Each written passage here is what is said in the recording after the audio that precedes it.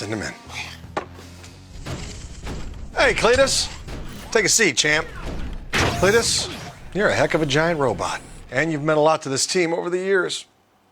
But I'm sorry, I gotta cut you. The reason is simple. You're made out of steel.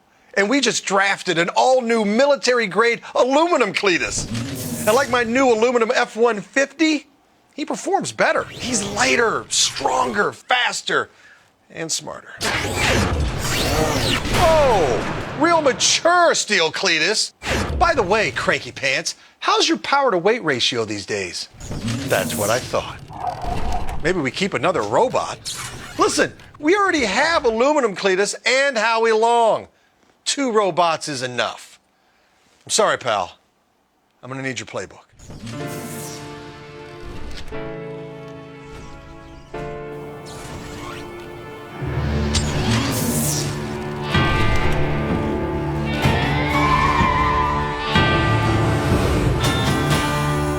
Jump in, better Cleatus!